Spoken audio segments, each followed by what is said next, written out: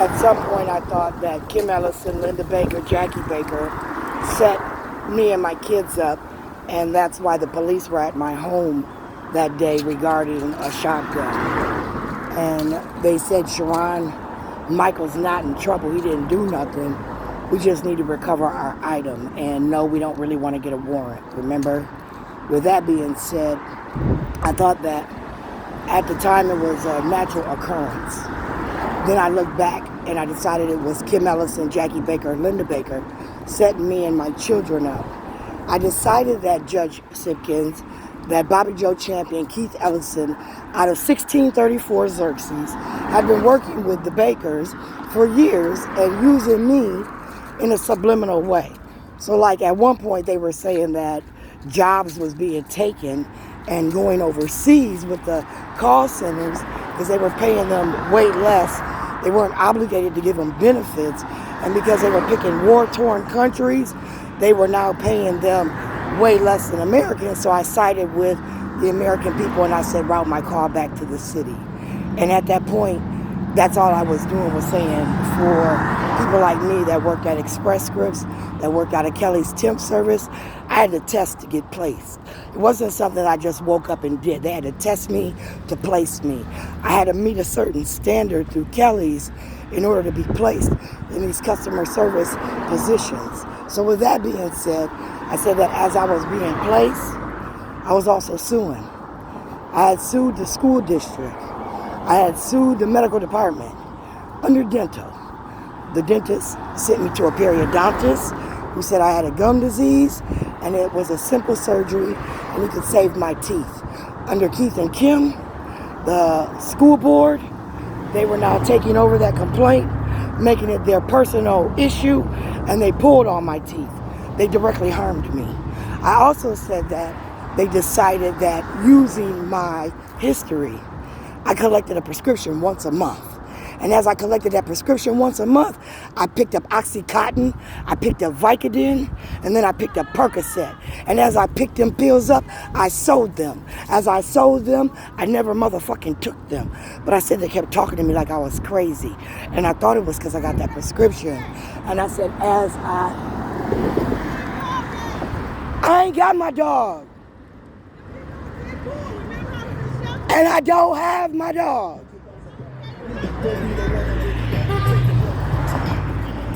As, again, I'm suing these people, Joshua R. Williams is settling my police complaint in the month of March.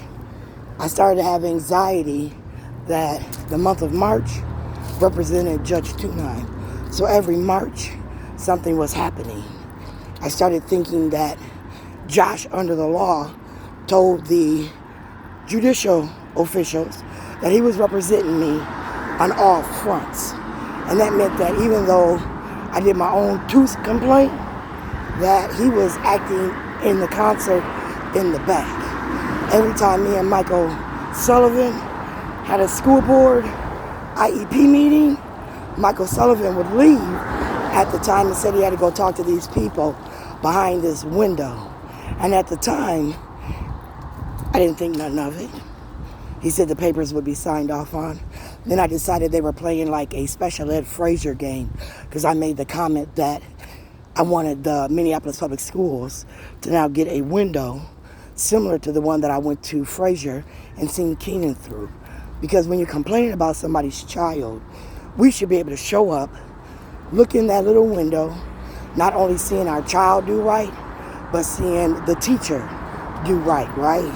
And I said that because I had a couple instances with some teachers in Minneapolis District number 1 going to 281, that I felt like these teachers had complaints. Their union contract as a teacher protected them. It was now because under the EBD label, people like me and my child were racially profiled. We were then screened. We were then evaluated. And then we were targeted for services like the police under EBD. Were coming to my home, kicking my ass, not accounting for it under that illegal IEP was okay, and they didn't owe me police brutality money. So when Joshua R. Williams settled that police case, around the time I did my tooth complaint. I said Josh acted in the courts, was lying behind closed doors. He was manipulating things with Amy Jane Getz, Keith Ellison, under Barack Obama. And I said I was due a lot of money. And I sued him. I acted on my own accord, Jim. Our school used to be somewhere up in here, right? I think it's where that gated area is, where it's an empty lot. I don't think none of this has anything to do with PYC where we sat based on where it was placed. Because there was a street like right here, right? And you kind of took that away. Seemed like it came out this way.